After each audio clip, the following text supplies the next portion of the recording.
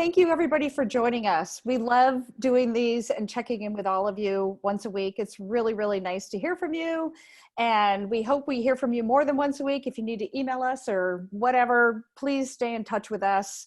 Talk to us on social media, whatever works. We all need to stay connected. And in some ways, I feel more connected to people now because we're all making more of an effort to stay connected. So that's pretty cool. Okay, so we have a speaker today. We tried this last week. We had a technical issue. We're going to give it another shot today. We have Dan, and he is with the Teton Valley Trails and Pathways. He's lucky enough to live over in the Teton Valley. He's executive director of the advocacy group over there. And he's going to share with us today the collaborative efforts he's been using to get some big results in his small community. So I'm now going to turn this over to Dan. Take it away. Okay, thanks, Cynthia. Yeah. Thanks everybody for joining. Hopefully I can offer up some small bits of wisdom here by the end of the presentation. But again, I'm Dan Verbeten. I've been working for Teton Valley Trails and Pathways now as the director for a little over 2 years. I had been on the board of directors for the organization for 6 prior to taking the paid position. So my predecessor also, Tim Adams, did a fantastic job with this organization when I was on the board, and he was also on the IWBA board for a little while. So he left a great organization for me to go ahead and take the helm. Teton Valley, let's see if I can advance the slide here. Teton Valley, we call it Idaho because it spans the border of Wyoming and Idaho. The population in this area is about 11,000. We have some seasonal fluctuation for sure, with more people coming in the summer. Main towns in the area are Victor, Driggs, Tetonia, and then Alto, Wyoming is the community that is on the west side of the Tetons that's technically in Wyoming. And yeah, they're Teton County, Wyoming residents. Some of the kind of points about this area is you have the population of 11,000, state highways 31 and 33, both run through this community. And those highways link over to Swan Valley, and then up north, basically on either side of the Big Hole Mountain Range, they connect over to Rexburg area, Idaho Falls, and Swan Valley. And then Highway 32 runs north out of the county as well. Our community as a whole, the small business growth has grown here, but we do have many daily commuters that go up and over Teton Pass that work in Jackson, Wyoming. So we have many commuters. I think during the summertime, Highway 33 that turns into 22 at the Wyoming border, it's about 16,000 trips per day on that section of highway. So a lot of daily commutes. Some of the economic drivers in the area, tourism for sure. We have summer and winter tourism in the area. It is an incredibly beautiful area of the state. And so we have skiers, we have bikers, we have trail users, we have the Tetons, we have a river here that people float, and the tourism industry here is pretty strong. Agriculture over the years has also been a strong anchor economic driver in this area. We have many generational families that still farm in the area. And it's been interesting during different recessions. The agriculture industry has actually stabilized some of the revenue for the county coffers at times. So that's just been an interesting piece. Construction and real estate in this area have been strong economic drivers over the past number of years. Definitely fueled the big boom in the 2000s, in the earlier 2000s. We did have a significant recession in this community with land values and home values and loss of jobs, but that has definitely rebounded. And then I think this was maybe the last point I was starting to make right last week when we had our visitors on the Zoom call. But Greater Yellowstone Coalition did a study not too long ago, about what was the #1 income growth area in the towns around the greater Yellowstone ecosystem, and the highest growth by sector in these type of towns tends to be retirement income. So folks moving here for the amenities, the natural surroundings, and or certainly anecdotally, a lot of us who have had kids here, grandparents like to move here and spend parts of their time. So that's been the highest wage growth sector in this community. Our mission at Teton Valley Trails and Pathways is to promote a trails and pathways connected community. We, as a two-person organization, we have to be fairly narrowly focused on that mission because we are always asked to do more. In the winter, we groom a number of different winter trail systems. And then in the summer, we work on summer trail projects. We work on pathway connections.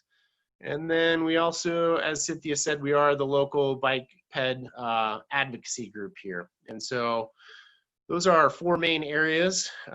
Year-round trails, we work quite a bit with the Forest Service on the recreational trails in the area around us, pathway connections, and then the bike and pedestrian advocacy. So some challenges being in a smaller area. And I think this is probably statewide, but it feels like in this area, we're always working hard to scrape by on whatever little bit of funding we can muster. And I know that every department at the state, the county, city levels are always saying the same thing, that, you know, funding is always a challenge. So, you know, that I think is not unique to our community, but I think that's going to be, you might feel it a little more acutely in the smaller towns. Also in this region, we have over 40 nonprofits. And so for a nonprofit in this community, one, you are constantly trying to talk about what value you bring to the community so you can have donors support your mission. And there is a limited pool of donors here.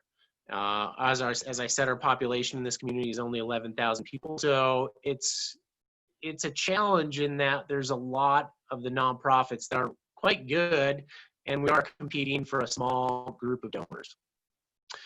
Another challenge that I feel in this community has been constant for a number of years now is this place of operating from scarcity.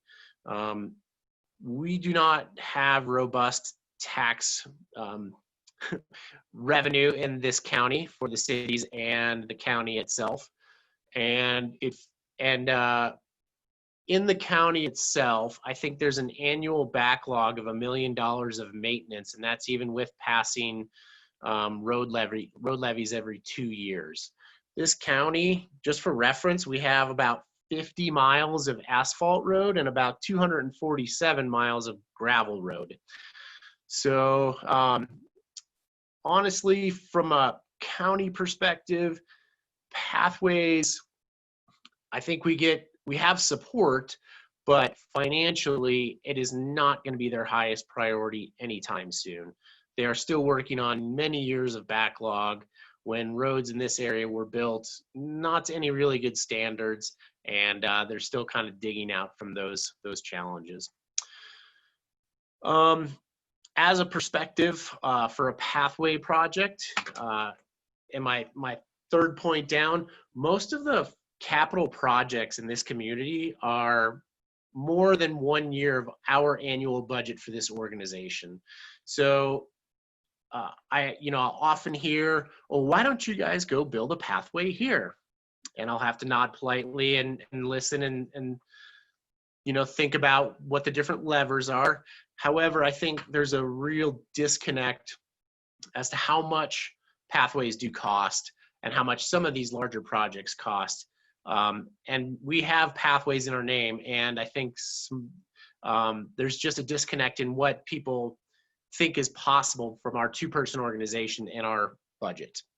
And so, yes, our budget is probably equivalent to about a 1/4 mile of asphalt pathway on flat ground. I would say another challenge in this community over the years has been the political winds of change with the pendulum swing. It's happened at least 3 different times in my 12 years of living here. And what I mean by that is we will have county level support for some projects with certain commissions, and then the next commission will come in and we definitely won't have support, and in some cases some things will be actively outdone or undone, or in one case we had a county public works director that was very helpful and supportive to with our organization, and that became a bit of a target for him with one of the county commissioners, and that county commissioner made his life so unpleasant that he finally left the job. So the political winds of change in the small community have been a challenge over the years. And in the last election, some folks came into my office and said, okay, you got 2 years to get some things done. And so those kind of shifts definitely affect what we're able to accomplish in a given year or over several years. Another challenge that I've experienced is why do we need these safety measures when they cost this much? And we don't really even have that many people. Put this one back on because my screen and it's true, we do not have a lot of people that live in this community, especially by geography. It's I very brought spread out. it back up Hey, there. I think somebody needs to put their phone on mute. There you go. Okay. Sorry, Dan. Go ahead. No, that's okay. So sorry, back to my challenges slide. So yeah, there's just this perception in a small community of like, oh, we don't have enough people, so why do we need to spend money on these things? Other challenges have been understaffed in smaller governments in the cities and in the county. And then I think another piece in this picture, this slide shows, is that we as a two-person organization, we also are challenged by the fact that we are good at helping build resources and build projects. And we don't have a good agency or organization or way to actually manage the resources once they're built. And so dog owners and doggy bags and the emptying of the garbage cans, we offer limited ability to do that. But again, it's created this understanding that it's not just about building the assets, but it's what happens after they're built and what are the policies that are in place, or who will help manage some of the use on those assets. And volunteers have helped, definitely. And volunteer recruitment and management takes a lot of time as well. Some of the opportunities in the smaller communities, I feel like, is that our cities, they tend to be a little more open and progressive toward the bicycle and pedestrian infrastructure. The cities in our community also have the ability to pass resort-style taxes, so they can use some of those taxing mechanisms to at least put forth money towards match on grants. And that's been a successful piece in working with those cities to advance some projects. The partner nonprofits that we have slight overlap in mission. So I'll speak about a collaborative project that we're working on with 5 other nonprofits, but we found that there's some alignment in what we do while having separate missions, and by creating that collaborative group, we've been able to advance a pretty cool project. And so I feel like in this community, we're pretty lucky. Even though we have 40 nonprofits, we do spend time trying to cultivate relationships. And even though we have a small pool of donors that we compete for, I feel like this community is quite good at collaborating among nonprofits. Another opportunity is because city staff and county staff are limited in what they can do or have time to do, I will write grant applications, and I'll write sections of those applications. And so that is the challenge, creates the opportunity for that particular situation. And I think, I just heard somebody ask Cynthia for a letter of support. I think my method of a letter of support is, I'll share it. I think it's what you need to do. If you need letters of support, you as the individual write it. You write all the text, you send it to Cynthia, and then she signs it and puts it on the letterhead and gets it back to you. If you want it done and turned around in a timely manner, I think you have to write that letter of support. Try to make it as easy as you possibly can for that other person, because we're all busy. And if you want to have that done in a timely manner, just go ahead and write it, have that other person sign it and put it on their letterhead and get it back to you. The other opportunity for us being a nonprofit is we can leverage private funding from grants and donors. And that, in the applications, that demonstrates the collaborative efforts to the grantors. And even if it's small amounts that we can put forth, or some of the other grants that we can bring in will help leverage that match, it shows the community is behind the effort and really works to,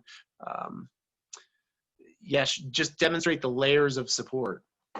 The last opportunity I would say in this community is that we have a very active community.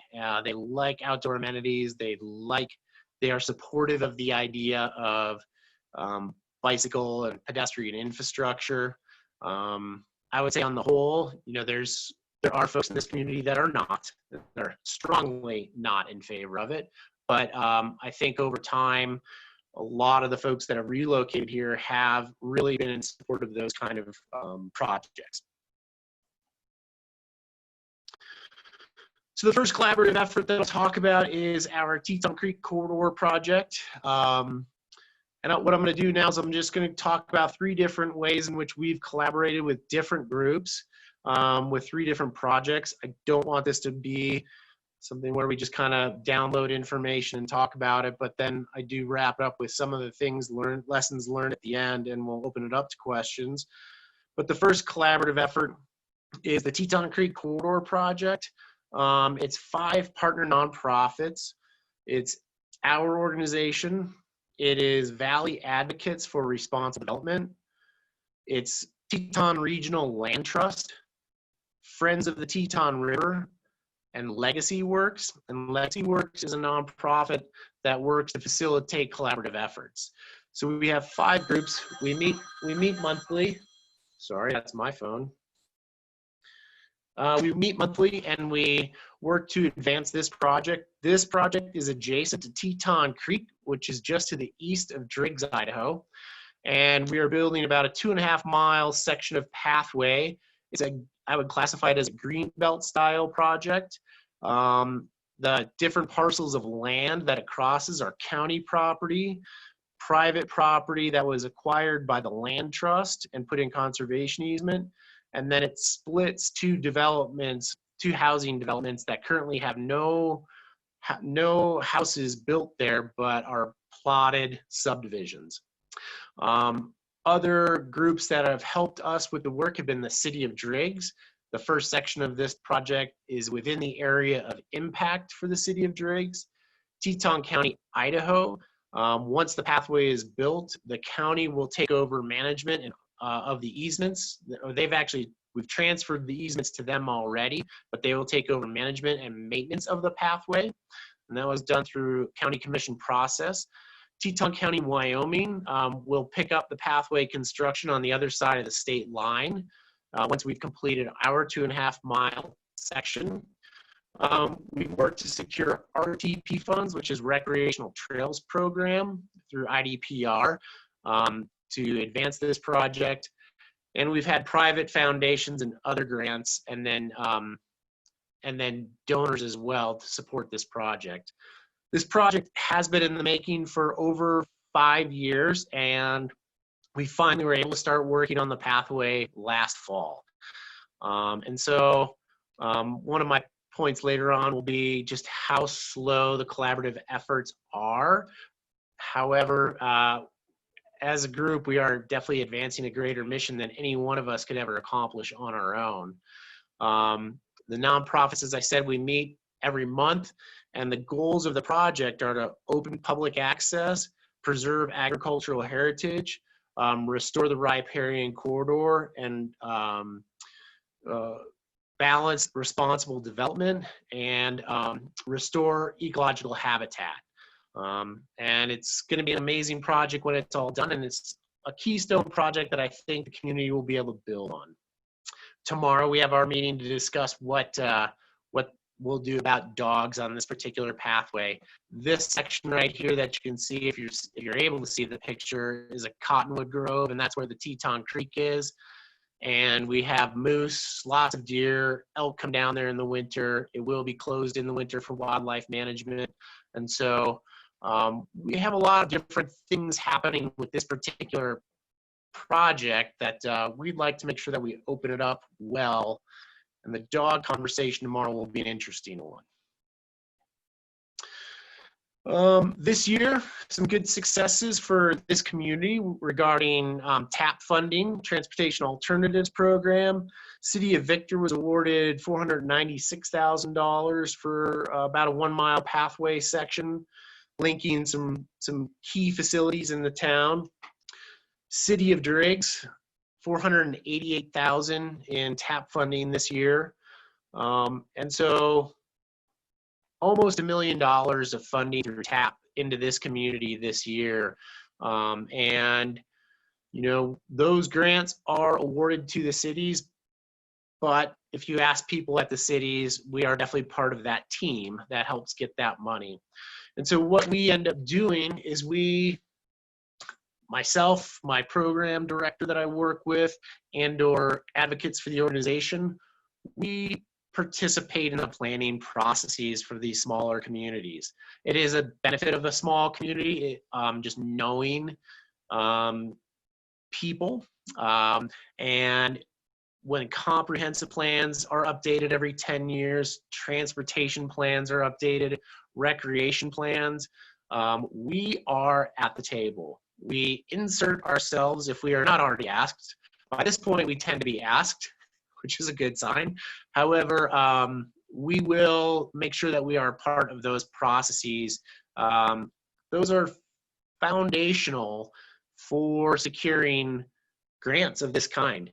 If we don't have these layers supporting these applications, it's going to be a bigger uphill struggle to get funding of this source, of this size and this source.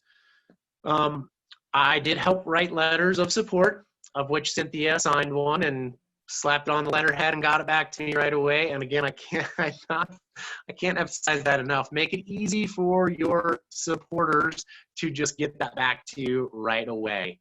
I helped write sections of the grant, edit it, and we definitely looked at the overall application. And yeah, I'm in there. I'm in the office with the city staff, and we are helping write components of these grants.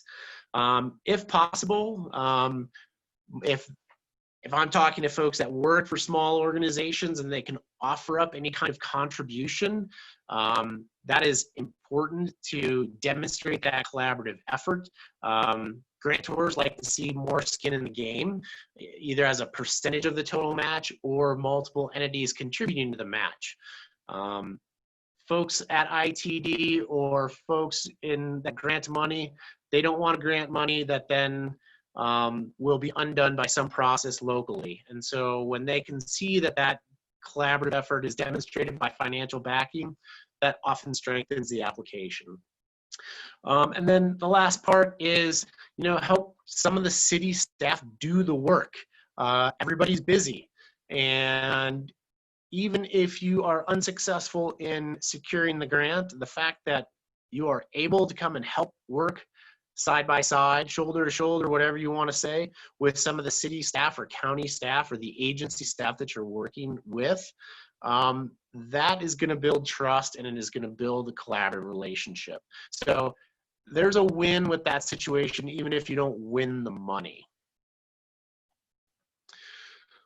Another larger project that we are a part of and working with partners on is Federal Lands Access Program. It's Centennial Pathway Project. This one has been in the works since 2013. The first FLAP grant was approved in 2013. The second round was approved in 2017 with additions to the overall project, which caused the price to go up. We hope to start construction, not we, but Federal Highways will be starting construction on this pathway project, as I'm told, next summer. It's already been delayed a couple times for different reasons. The design has been challenging. This particular project is just to the south and east of Victor, Idaho, and it is a pathway project that will link a multi-use traffic lane that's part of the old Jackson Highway, but it will be a multi-use pathway with some underpasses that go underneath the highway and connect to the recreation area here on Forest Service lands. And so it's another keystone project, and this one has been probably the most challenging for this organization because we have Federal Highways managing the larger project, and we are working with Teton County, Wyoming, because the pathway crosses into the state of Wyoming.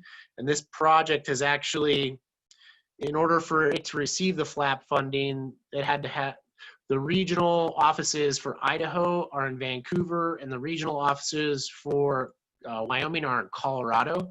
So it took a little bit of reorganizing of the FLAP offices, or their thinking, if you will, to bundle this project together and have it done at once versus have Denver manage a mile section in Wyoming and have Vancouver manage 2 miles, 2.5 miles in Idaho.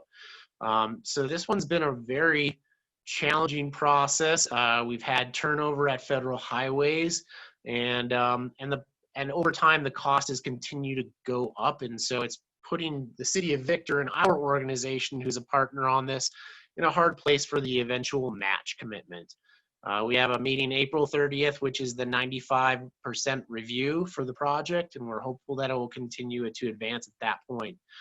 But again, we have the city of Victor. A lot of this pathway project runs on Forest Service land. ITD is part of it and helping with match.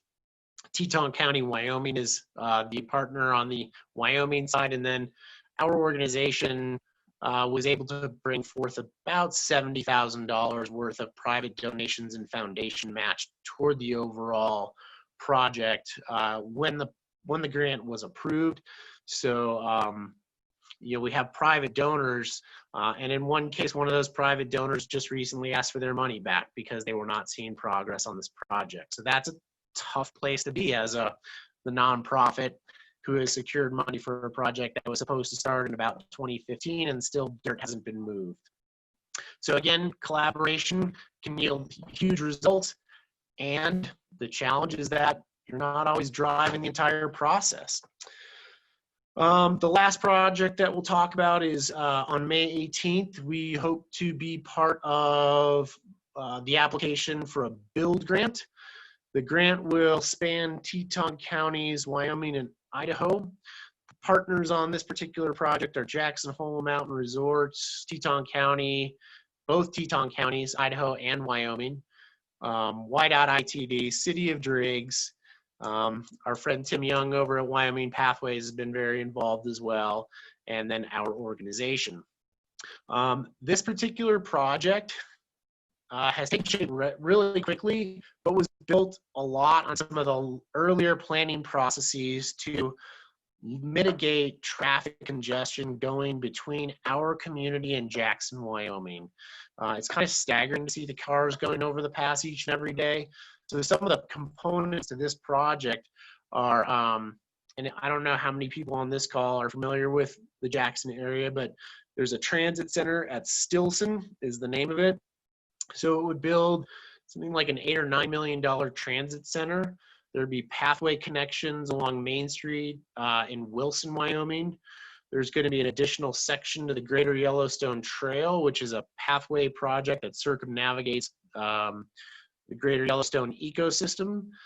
There will be advisory bike lanes on the old Jackson Highway here on this side, turn lanes for ITD, intersection redesigns for ITD and YDOT, transit center and Driggs, bicycle infrastructure at the transit centers, and then pathway connection in Driggs. And so the narrative of this grant really has been to build and enhance safety and connectivity and multimodal connections in this whole corridor between Driggs, Idaho, and Jackson, Wyoming. If this grant is successful, and we feel pretty optimistic about it, it could invest as much as $19 million into this region for transportation upgrades. And there will be some of them that will be geared a little more toward vehicles, but there will be some, and I forgot to add a bullet point to this, there will be something like 2 new buses bought by Start Bus, which is the organization that has consistent buses, commuter buses running between Teton County, Idaho, and Wyoming. So it will enhance the multimodal and just the transportation network as a whole to try to reduce some of the traffic. Again, $19 million invested into this region will be significant, and a lot of different partners on the project. This one, fortunately, has taken shape pretty quickly, and I believe the application will be submitted May 18th. Alta Planning and Design is the one actually writing the application because it's a bigger technical application. So looking at my time, we'll keep it shorter here, Cynthia, but lessons learned from me. Small communities provide opportunity to know and meet with your local elected and get to know them face to face. Recreation planners and communities, Forest Service for us. A lot of Idaho counties will have public lands, and so knowing maybe some of your public land offices will be helpful. What are your partner organizations, your nonprofits that you can lean on for help with different pieces? And then I think the other piece too is the cities and county staff. They typically tend to stay in their jobs longer than the politicians are in their roles, and so they may carry some more of that institutional memory and will be the ones that will be executing components of comprehensive or transportation plans. And so they are crucial allies to be working with to buy them coffee, buy them a beer, whatever it is, but make sure that you know them, you help them in their job, and that you're just not walking in and telling them everything that you feel like they should know. The other piece is collecting data for some of these folks. You know, we have traffic count or trail counters. We can offer surveys, but what are some of the other data points that can be used by the local partners, if you will, that will help advance your project? I think this is my second to last slide maybe, but this is less of the, who you should know or what you should do, but I guess this would be more along the lines of soft skills as we used to refer to them in the outdoor education world, but build trust, build trust, build trust. I can't say that enough. Collaboration doesn't happen unless your partners trust that you will act on your deliverables. And then do what you say, what you're going to do, and then do what you're going to say. And so building that trust and listening to other people is going to be incredibly important. I would say intentional leadership is also so important in collaborative efforts. And I have push, pull, shut up, speak up. Sometimes you have to know when are you going to have to push on something, when are you going to have to pull back. When are you just got to shut your mouth? And when is it time, if there's a leadership void, when do you need to speak up? And to leadership in particular, I think it's a nuanced skill and it's situational. You're not going to get a carbon copy answer on how to do intentional leadership well, but it's something that if you're trying to work on collaborative relationships, I would highly recommend taking some time to focus on your own self-leadership. Know that you might be communicating across a wide variety of audiences. I think about in some of the cities or in the county here, I might one minute be talking to the road supervisor who's been in their job for 25 years. And then I might be talking to the mayor, who's newly elected and is very much a bike and pedestrian advocate, and they work the same city government. And I will be communicating with them very differently based on their background and who they are. Walking into an office of somebody who you don't know very well and just asking how they're doing or maybe how their family are doing is always probably the best way to start out a conversation. My fourth point down, it's very challenging to do this, but when you can, I've seen so many times with folks who are new and passionate in jobs, they walk into meetings and they just download what they think is the best idea. And honestly, the best solutions, and hopefully this isn't new to anybody, but the best solutions are when you can actually draw that solution out of the other person that you're working with. So if you can be, again, intentional in that leadership and that communication, and think about how do you want to steer the conversation to some desired outcome, and have that person who you need as your advocate on a project, have it be their idea, you're going to have a higher level of buy-in. Participate in the planning processes.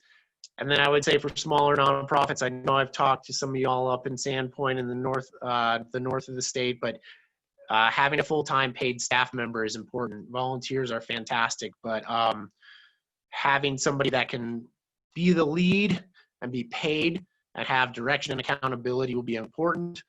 Fundraise for efforts. And then, the last point is the collaboration. You can yield greater results. It just takes a long, long time. But you can really get some amazing results when it all comes together. And, regional and state electeds and federal electeds or others, they love the ribbon cutting ceremony. So that's another group that I forgot to mention, but make sure that you invite them to the process as well. That's all I have. I see that I've pretty much used up the whole time, Cynthia. That's okay. That was a lot of really good information, Dan. And I think we've recorded that. So I think we can capture some of the info that you shared. Thank you. We just have a couple of minutes. Wanted to open it up to see if anybody has a question for Dan. He is a pretty deep well of knowledge. So we have time for one question. I'll ask a question. How is it going over there with COVID-19, Dan? Is it impacting your work? Me personally, the greatest impact is just having to split time with my wife, who's also an executive director of another nonprofit, and having to homeschool our kid. So there's not many cases in your community anyway, are there? No, there's eight documented, and we have plenty of space around here to spread out, so I don't feel like that's that challenging. It's been really cool to see more people on bikes and just out walking. That is really noticeable. I see some other heads nodding. Yeah, so that's definitely something we've noticed in Boise, and we are trying to capture that. And that's a good segue for just one other point. Idaho Gives starts tomorrow, and we are going to ask people to document what's going on in your communities at this time, which means getting out and taking pictures. I know Carl posted a picture on Facebook today of the geese in the street, which were the only two people in the street. I thought that was fantastic. So we'll be putting out on social media to share your pictures. Let's document what's happening in our communities before everything changes. Share those pictures with us and we will enter you into a contest to win a prize. So we have to head off, but I have one final thing. Morty is going to present to us next week. And so I hope many of you can attend. He wants to talk about level of service. So Morty, are you on the call? Would you like to talk for just a minute just to give us a preview of what you're going to talk about next week?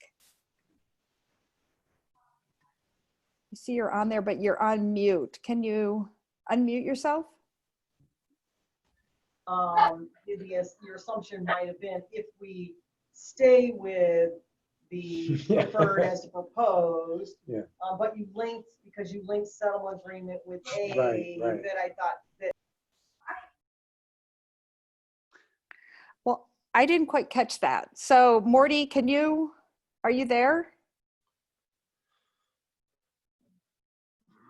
Okay, you're all going to have to wait until next week to hear that discussion on transitioning away from the level of service and why it's an outdated method of road design. So that's going to be next week, same time, same place. Does anybody have anything else to add before we end the call?